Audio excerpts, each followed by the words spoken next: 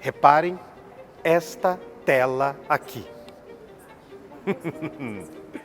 Parece que o anjo da Anunciação e a Virgem Maria tomaram Ozempic.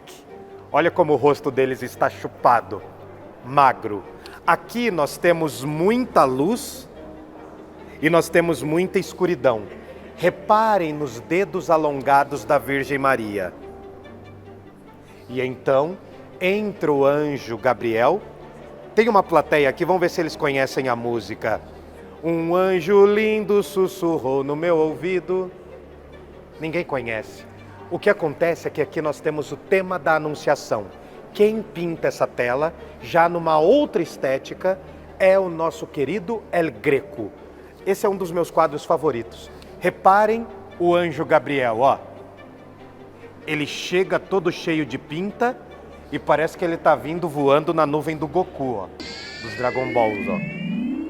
Ele diz pra gente que vai falar com a Virgem. A Virgem fala, sou todo ouvidos. Reparem na mão estendida dela. É uma virgem letrada. Não, ela não está numa cadeira de escola. Ela está provavelmente num genuflexório. E ao centro, nós conseguimos reparar a pomba que representa o Espírito Santo.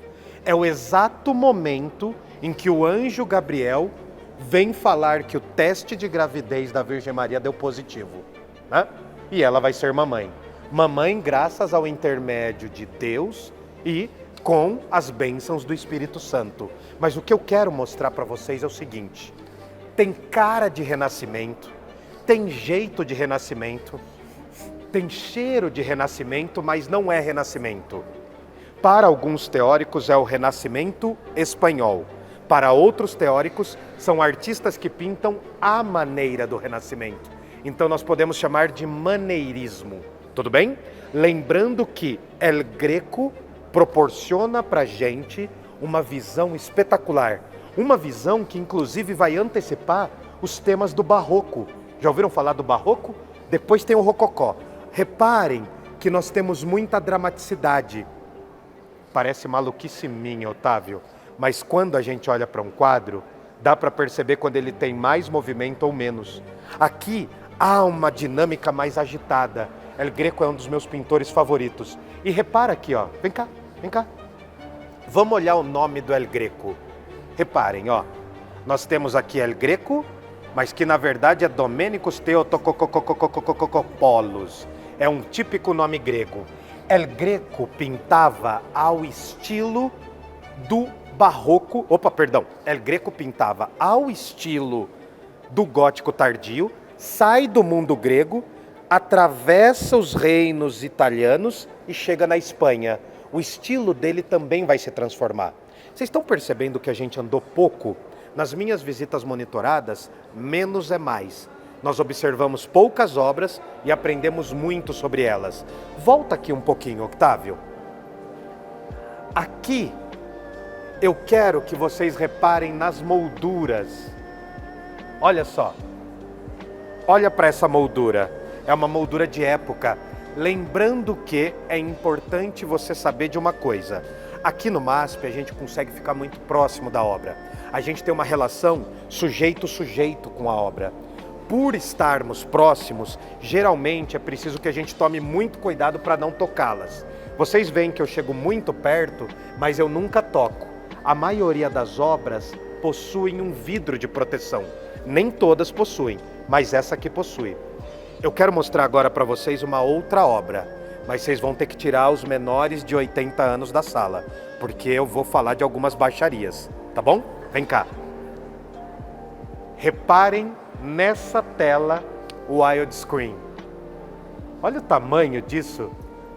Reparem. Octávio, me acompanha aqui, ó. A gente vem de um lado para o outro. Se você tiver a mente poluída, você ficou lá no meio, ó. Repara no centro da tela. Nós temos um tiozão dando um sorriso, né? Ele é puramente uma estátua. Vai descendo, Octávio. Vai descendo. Pega a baixaria aí. Mamma mia. Olha a turma pegando nas partes íntimas da estátua. Se vocês repararam bem, lá do lado de lá, tem uma mama falando do tamanho, olha só. Mamma mia, olha a bistrongona. Aqui tem outra, ó. Reparem. Essa pintura, ela traz uma dinâmica da sexualidade, porque ela faz uma provocação muito interessante. É de um artista francês, Nicolas Poisson, e a gente consegue perceber aqui que nós estamos na Baixa Augusta, ó. Existe uma linha na Baixa Augusta que depois que você atravessa, não tem mais volta, tá? É a Baixa Augusta da Baixa Augusta. Isso parece o fim de um bloquinho, não é? Sim ou não?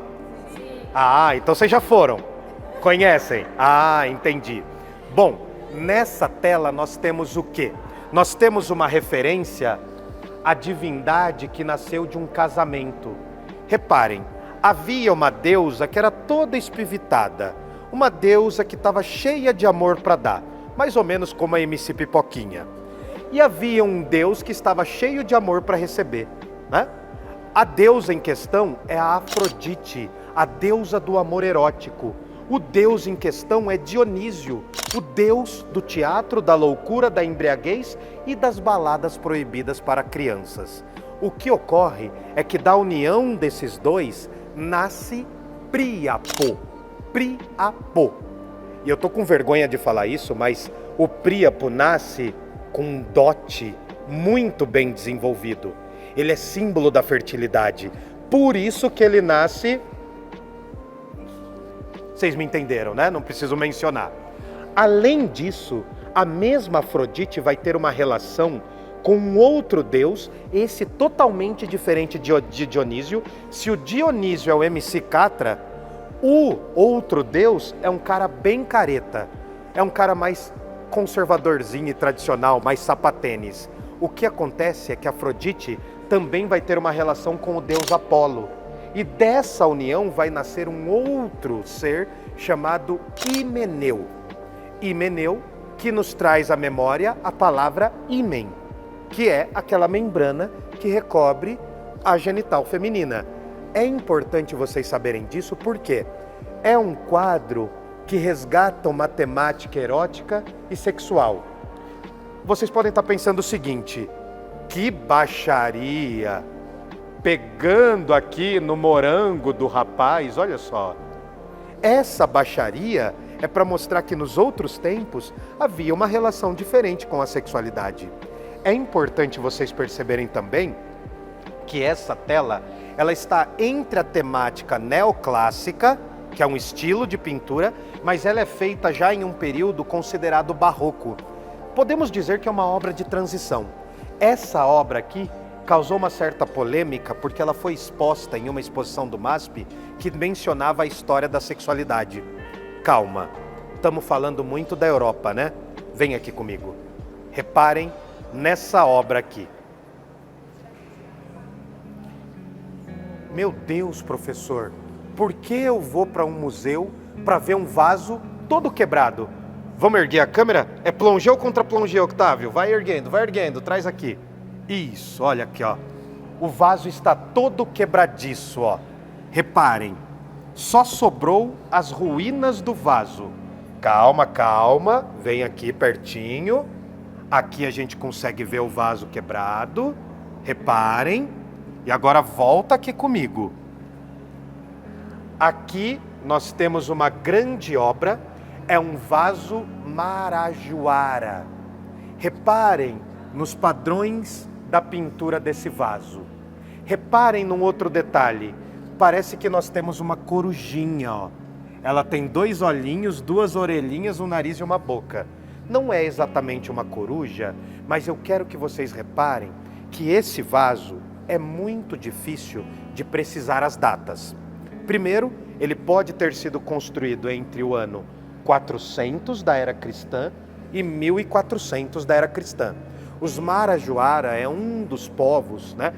A cultura marajoara vem dos Marajós, que é um dos povos que constitui a cultura indígena dos povos brasileiros, que eram povos que existiam antes do Brasil ser Brasil. O que eu quero que vocês reparem é nesse detalhe. Vem pertinho. Vejam isso que parece ser uma gota. Muitos dizem que é o órgão sexual feminino. Calma. Então é um vaso com o órgão sexual feminino de um povo indígena? Sim. Por quê? Os marajós, eles costumavam fazer um duplo sepultamento. Vamos supor que eu e você somos da mesma família. Nós, por uma circunstância da vida, morremos. Ao morrer, os nossos corpos seriam cremados e depois seriam colocadas as cinzas aqui e esse vaso seria colocado debaixo da terra. É um duplo sepultamento. Mas eu quero que vocês reparem na força desse duplo sepultamento, porque a mesma imagem da morte, ao sepultar pessoas dentro desse vaso, é a imagem da vida. Nós conseguimos reparar aqui no órgão feminino, há quem diga nas minhas visitas que aqui parecem muito os ovários, alguma referência a isso. Por que eu estou falando sobre isso? Porque a morte e a vida estão interligadas. Nós olhamos diversas obras falando da Virgem Maria. Nós olhamos diversas obras falando do sagrado. Nós olhamos algumas obras falando do profano. Em diversas culturas, essas questões se fundem, se mesclam.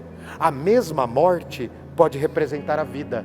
A morte física pode ser semelhante à morte da natureza, à morte do cultivo, e também pode ser semelhante à ressurreição, ao renascimento. Essa ideia de fertilidade, terra e corpo feminino se fundem nessa obra. E é interessante a gente perceber que a gente, como povo brasileiro, a gente estuda pouco as culturas indígenas. A gente ainda mantém diversos preconceitos sobre as culturas indígenas. E o MASP, muito inteligentemente, coloca um vaso marajoara próximo a obras do Renascimento, entre outras, justamente para fundir a ideia de sagrado e profano. Se nós estamos falando da cristandade, que tem uma noção de sagrado, nós também falamos dos povos indígenas. Bora avançar mais um pouco, Octávio? Vem comigo aqui então. Vamos passar por aqui. Olá, olá.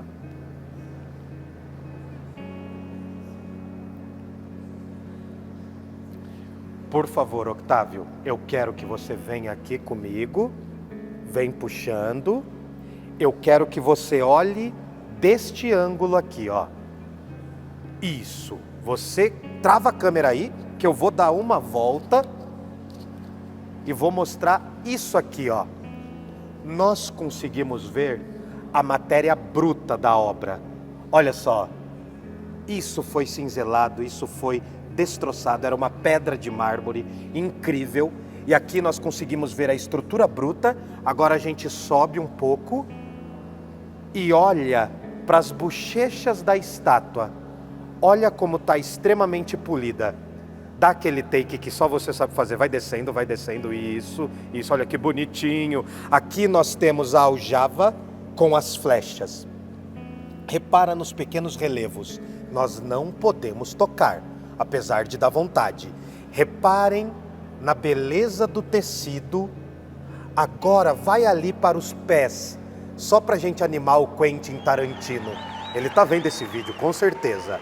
Olha para os pés da estátua, olha para o joelhinho da estátua e vejam que a estátua está segurando um arco. Aqui nós temos Diana Adormecida, de um artista chamado Mazzoli. É uma grande peça do MASP e eu quero que vocês reparem no rosto da Diana Adormecida. Tranquila, sem nenhuma ruga, e parece que ela está com um chifre do capeta na cabeça. Não, não é um chifre, é uma referência à lua. Aqui nós estamos falando de um artista que traz para nós, né, aspectos do classicismo. Não é mais o Renascimento, mas é um momento em que eu resgato o Renascimento. Aqui nós temos Diana Adormecida, porque ela traz uma referência à arte greco-romana. Vamos lá, rapidinho? Na Grécia Antiga, há uma divindade chamada Ártemis, ou Artemisa, ou Artemis, tá? Essa divindade, ela é uma criança gêmea de outra divindade. um tal de Apolo. Ártemis cuida das matas. Apolo é o deus da razão e da poesia. Aqui nós conseguimos ver a Diana, que é a versão romana da Ártemis, que é grega. Por que ela está adormecida? Segundo a tradição, vem cá, Octávio, os artistas tinham uma crença entre o Renascimento até chegar no Classicismo, que o sinônimo da criatividade era quando a deusa Diana dormia e nascia uma fonte de água. Repara no cabelinho dela aqui, ó, tá em coque. Olha que incrível isso. Por que eu estou falando isso? Isso aqui é o coração da beleza. Você vem para o museu para não ter pressa. Nós temos muita pressa no museu. Eu estou mostrando muitas obras europeias, mas eu quero mostrar para vocês que nós não precisamos ir somente para a Europa para termos contato com a cultura. Museu tem que ser uma prática de todos os dias. Eu faço visitas monitoradas para vários museus. O Parla trabalha com visitas monitoradas e a intenção que a gente tem aqui é trazer cultura, trazer formação, trazer informação, mas acima de tudo, trazer entretenimento e a possibilidade de você entender a obra quase como um organismo vivo. Dá um outro take aqui, né? No arco dela. Ártemis dos gregos e a Diana dos romanos era uma deusa das matas, uma deusa extremamente violenta, uma deusa que, caso vocês não respeitassem a natureza, ela vinha e flechava, muito parecida com a caipora. Bom, mas a gente não vai parar por aqui, tem muita coisa ainda. Agora eu quero que vocês tomem fôlego, porque nós estamos em uma máquina do tempo, então a gente tem que dar um salto temporal, tudo bem?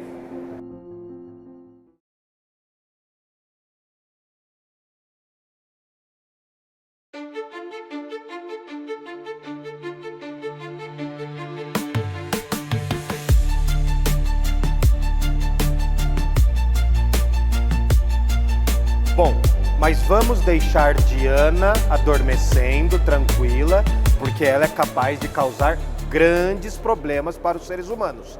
Vem aqui um pouquinho. Vamos olhar um quadro de 1730 de um artista francês chamado Fragonard. Reparem, antes de olharem para a tela, reparem na moldura. Reparem como a moldura é cheia de informação, é cheio de detalhe. Parece aquelas penteadeiras do quarto da tia-avó solteirona, sabe? Olha como tem detalhes, inclusive tem referências ao mar. Tanto o barroco quanto o rococó são movimentos artísticos que se estendem desde o final do século XVII e até o começo do século XVIII, dependendo dos lugares. Eles são movimentos que têm a temática marítima. Barroco vem de barroque, que é uma pérola amorfa, e rococó vem de roqueie. Aqui nós temos a educação faz tudo. Reparem o que esta mulher está fazendo diante das crianças. É como se ela vestisse os animaizinhos com roupas reais. A princípio parece que ela está tirando um sarro da monarquia. É como se ela tivesse simbolicamente ironizando os poderosos. Reparem numa coisa também, a cor, esse amarelado, é muito característico do barroco e do rococó. Lá na França, esse amarelado ele ganha destaque, esse tom meio sépia, esse tom meio poderoso chefão, é um tom muito nostálgico. Eu vou pedir para o Octávio depois colocar um quadro de um artista chamado Claude Lorrain, ou Lorrain, né? Vocês vão entender o que eu estou falando. Essa temática aqui é a temática da educação. Se a educação faz tudo, ela é capaz de instruir as crianças. Lembrando que no século XVIII, um dos grandes temas é a educação. Vai aparecer um filósofo de nome francês, que não nasceu na França, que eu gosto muito, um tal de Jean-Jacques Rousseau. Ele é o pai da pedagogia e é um dos precursores da Revolução Francesa. Muito embora não tenha vivido na Revolução Francesa, Jean-Jacques Rousseau é um iluminista que vai falar sobre a educação dos cidadãos. É um momento de grande ebulição na França. Do mesmo modo que a gente tem a arte barroca e rococó, retratando o luxo e a beleza, essa mesma arte barroca e depois rococó vai enaltecer as temáticas da educação. Lembrando que era um privilégio você ter acesso à educação. A figura da mulher sempre foi vista como subalterna nessas sociedades modernas. Mas, a partir do momento que a educação se torna um elemento fundamental, a mão de obra feminina vai ser requerida. Reparem, aqui nós temos um quadro exageradamente detalhista na sua moldura e nos seus traços. É engraçado porque parece que o filtro do Instagram já existia, ó. Reparem que tem essas bochechinhas rosadas. Logo, logo eu vou mostrar uma obra do Renoir, que vocês vão ver isso mais adiante. Mas reparem só, saindo daqui, a gente vem para um pintor já do final do século XVIII, Antoine Vestier. Reparem, olha esse vestido, parece o bolo de noiva da Dona Clotilde. Chega pertinho. Eu gosto de Chaves, vocês sabem disso. Reparem nisso, olha os plissados. Olha como é detalhista. Agora imaginem, uma mulher elegantérrima, maravilhosa, como diria, né? O nosso querido carnavalesco. Imaginem ela aqui, ó, com filtro do Instagram, muito pálida, com um rosto meio fugidio. E imaginem só, você, mulher, colocou um vestido maravilhoso e aí a primeira coisa que você vai fazer é dar uma volta no jardim. A segunda coisa que você faz é colocar o braço no barranco. Não, né? Óbvio que não, você não vai fazer isso, porque você não vai sujar o vestido. Mas você não é ela. Ela é da nobreza. Ela é bela, recatada e do lar. Ela não precisa trabalhar, mas ela mostra para nós que ela tem acesso à cultura, porque nós temos aqui a temática da leitura. Dê uma olhada, Octávio, na mão dela segurando o livrinho azul. Olha como a gente tem essa cinturinha de pilão que retrata como os padrões do corpo da mulher foi mudando através dos séculos. Até o Renascimento, o padrão das mulheres belas eram as mulheres que tinham mais corpulência. Por quê? Porque uma mulher farta era sinônimo de alimentação, de fartura. Uma mulher magérrima é um conceito que nasce no século XX, mas nós conseguimos ver antecipações aqui. É uma mulher que está retratando também, indiretamente, a dualidade e a dicotomia, de certa forma, entre o que é a civilização e o que é a natureza. É um tema que aparece muito no Renascimento, mas vai ser muito mais forte no período do Iluminismo. Esse quadro é um quadro típico do antigo regime, um quadro pré-Revolução Francesa. Depois, os franceses vão se levantar numa luta sangrenta, em que eles vão derrubar os reis e rainhas e vão causar o terror por toda a Europa. É um outro momento da história. Esse quadro está antecipando. Agora repara na moldura. Ela tem alguns detalhes, porém ela é mais sóbria. O Vestier foi um pintor da noblesse française. Ele pintou a nobreza francesa. Muitos desses quadros eram feitos justamente para arranjar casamentos também. Não é o caso específico desse, mas diversos quadros do século XVIII eram trocados entre nobres da Europa justamente para retratar quais seriam esses casamentos arranjados e para a pessoa saber de antemão com quem ela estava casando. A fotografia ainda não estava na moda. Bem, respira fundo, porque agora a gente vai dar outro salto temporal. Eu quero levar vocês para o começo do século XIX, que a coisa muda também. Vem cá. Reparem aqui, ó.